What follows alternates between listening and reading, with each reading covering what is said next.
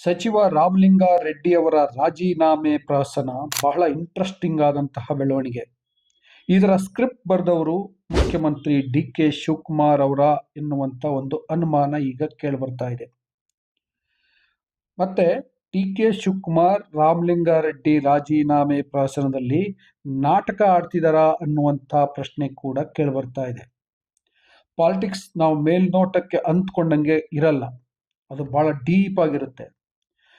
ಟಿವಿಗಳಲ್ಲಿ ಬರೋದು ಅಥವಾ ಪತ್ರಿಕೆಗಳಲ್ಲಿ ಅಚ್ಚಾಗೋದಿರುತ್ತಲ್ಲ, ಅದಕ್ಕೆ ಹೊರತುಪಡಿಸಿ ರಾಜಕಾರಣದಲ್ಲಿ ಏನೇನೋ ನಡೀತಾ ಇರ್ತವೆ. ಅದಕ್ಕೆ ದಿ ಬೆಸ್ಟ್ ಎಕ್ಸಾಂಪಲ್ ರಾಮಲಿಂಗಾರೆಡ್ಡಿ ರಾಜೀನಾಮೆ ಪ್ರಕರಣ. ಈ ಪ್ರಕರಣದಲ್ಲಿ ಡಿ.ಕೆ. ಶಿವಕುಮಾರ್ ಆಡ್ತಿರುವಂತಹ ನಾಟಕ, ಅದರ ಡೀಟೇಲ್ಸ್ ಅನ್ನ ಹೇಳ್ತೀನಿ. ಅದಕ್ಕೆ ಮೊದಲು ನಾನು ನಿಮಗೆ ರಿಕ್ವೆಸ್ಟ್ ಮಾಡ್ತೀನಿ, ನೀವಿನ್ನು ಬುಕ್ಕಿಂಗ್ ಕೆರೆ ಡೈರಿಯನ್ನು ಸಬ್ಸ್ಕ್ರೈಬ್ ಮಾಡಿಲ್ಲ ಅಂದರೆ ದಯವಿಟ್ಟು ಸಬ್ಸ್ಕ್ರೈಬ್ ಮಾಡಿ, ಲೈಕ್ ಮಾಡಿ, ಶೇರ್ ಮಾಡಿ, ಬೆಲ್ ಬಟನ್ ಅನ್ನು ಪ್ರೆಸ್ ಮಾಡಿ. ವೀಕ್ಷಕರೇ, ಮೇಲ್ನೋಟಕ್ಕೆ ಏನನ್ನಿಸ್ತಾ ಇದೆ? ರಾಮಲಿಂಗಾರೆಡ್ಡಿ ಅವರು ಅವರಿಗೆ ಬೆಂಗಳೂರು ಉಸ್ತುವಾರಿ ಖಾತೆಯನ್ನು ಕೊಡಲಿಲ್ಲ ಎನ್ನುವ ಕಾರಣಕ್ಕೋಸ್ಕರ ಮುನಿಸ್ಕೊಂಡು ರಾಜೀನಾಮೆಯನ್ನು ಕೊಟ್ಟಿದ್ದಾರೆ. ರಾಜೀನಾಮೆ ಕೊಟ್ಟಾದ ಮೇಲೆ ಹೈಕಮಾಂಡ್ ಸೂಚನೆ ಮೇರೆಗೆ ಡಿ.ಕೆ. ಶಿವಕುಮಾರ್ ಅವರ ಮನವೊಲಿಸುವಂಥ ಪ್ರಯತ್ನ ಮಾಡಿದ್ದಾರೆ. ನಿನ್ನೆ ಮಧ್ಯರಾತ್ರಿವರೆಗೆ ಮನವೊಲಿಸುವಂಥ ಪ್ರಯತ್ನ ಮಾಡಿದರು. ಅದರ ಪರಿಣಾಮವಾಗಿ ರಾಮಲಿಂಗಾರೆಡ್ಡಿ ರಾಜೀನಾಮೆಯನ್ನು ವಾಪಸ್ ಪಡ್ಕೊಳ್ಬಹುದು ಅಂತೆಲ್ಲ ಚರ್ಚೆ ಆಗ್ತಿದೆ.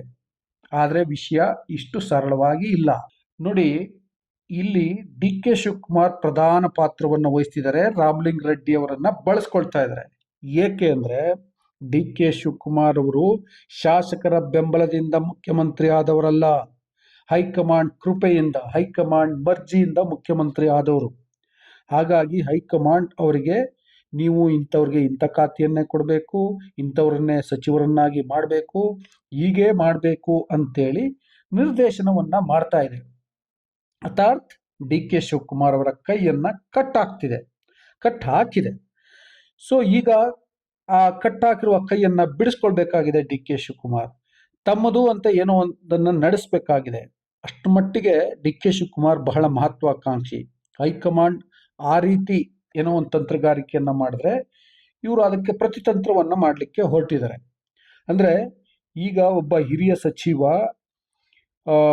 ಮುಂದಿದ್ದಾರೆ, ರಾಜೀನಾಮೆಯನ್ನ ಕೊಟ್ಟಿದ್ದಾರೆ, ಇದರಿಂದ ಸರ್ಕಾರಕ್ಕೆ ಮುಜುಗರ ಆಗುತ್ತೆ, ಪಕ್ಷಕ್ಕೆ ಮುಜುಗರ ಆಗುತ್ತೆ, ಮುಂದಿನ ಚುನಾವಣೆ ಮೇಲೆ ಪರಿಣಾಮ ಬೀರುತ್ತೆ ಅಂತ ಹೈಕಮಾಂಡ್ಗೆ ಹೇಳಿ ಹೈಕಮಾಂಡಿಂದ ಖಾತೆಯನ್ನ ಬದಲಿಸುವಂತ ತಂತ್ರಗಾರಿಕೆ.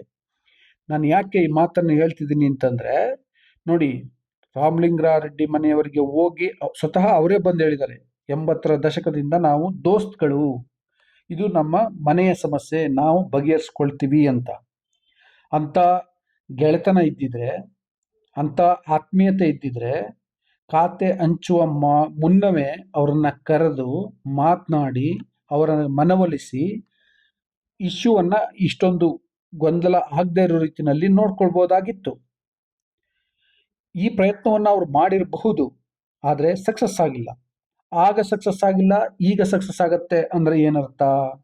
ಅಂದ್ರೆ ಹೈಕಮಾಂಡ್ ಅವ್ರಿಗೆ ಬಹಳ ನಿರ್ದಿಷ್ಟವಾಗಿ ಬೆಂಗಳೂರು ಉಸ್ತುವಾರಿಯನ್ನ ಕೃಷ್ಣ ಬೈರೇಗೌಡರಿಗೆ ಕೊಡಿ ಅಂತ ಹೇಳಿದೆ.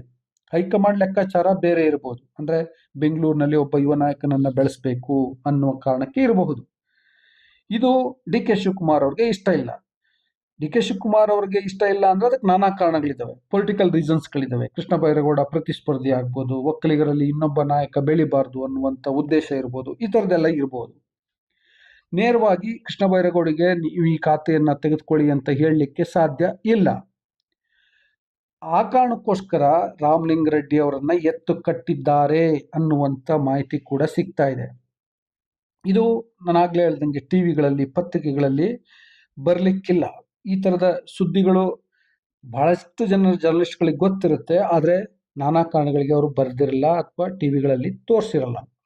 ಬಟ್ ರಾಮಲಿಂಗಾರೆಡ್ಡಿ ಅವರನ್ನ ಬಳಸ್ಕೊಂಡು ಕೃಷ್ಣ ಬೈರೇಗೌಡರನ್ನ ಹಣಿಯುವ ಅಥವಾ ಅವರ ಬಳಿ ಇರುವಂತಹ ಬೆಂಗಳೂರು ಉಸ್ತುವಾರಿಯನ್ನ ಕಿತ್ಕೊಳ್ಳುವಂತ ಪ್ರಯತ್ನ ಒಂದು, ಮತ್ತೆ ಹೈಕಮಾಂಡ್ಗೂ ಕೂಡ ಇಲ್ಲಿನ ಪರಿಸ್ಥಿತಿ ನೋಡಿಕೊಂಡು ಖಾತೆ ಹಂಚಲಿಕ್ಕೆ ನನಗೆ ಅವಕಾಶವನ್ನ ಮಾಡಿಕೊಡಿ ಅಂತ ಒಂದು ಸಂದೇಶವನ್ನ ಕಳಿಸ್ಲಿಕ್ಕೆ ಈ ರೀತಿ ಮಾಡಿರ್ಬೋದು.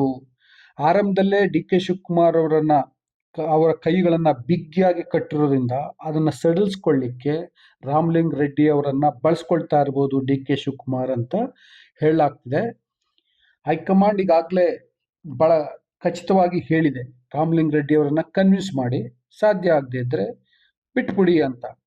ಇವರು ಈಗ ಏನು ಮಾಡ್ತಾರೆ, ಕನ್ವಿನ್ಸ್ ಮಾಡ್ತಾರಾ ಬಿಟ್ಬಿಡ್ತಾರಾ ಅನ್ನೋದು ಈಗ ಪ್ರಶ್ನೆ. ಒಟ್ಟಾರೆಯಾಗಿ ಈ ರೀತಿ ಡಿ ಕೆ ಶಿವಕುಮಾರ್ ಒಂದು ನಾಟಕ ಮಾಡ್ತಿದ್ದಾರೆ, ತಂತ್ರಗಾರಿಕೆಯನ್ನು ಮಾಡ್ತಿದ್ದಾರೆ ಅನ್ನುವಂಥದ್ದು ಭಾಳ ಇಂಟ್ರೆಸ್ಟಿಂಗ್ ಆದಂತಹ ಬೆಳವಣಿಗೆ ಅಂತ ಅನ್ನಿಸ್ತು. ಅದನ್ನು ನಿಮ್ಮ ಮುಂದೆ ಇಟ್ಟಿದ್ದೀನಿ. ಈಗ ನಿಮ್ಮ ಅಭಿಪ್ರಾಯನ ಕಮೆಂಟ್ ಬಾಕ್ಸಲ್ಲಿ ತಿಳಿಸಿ.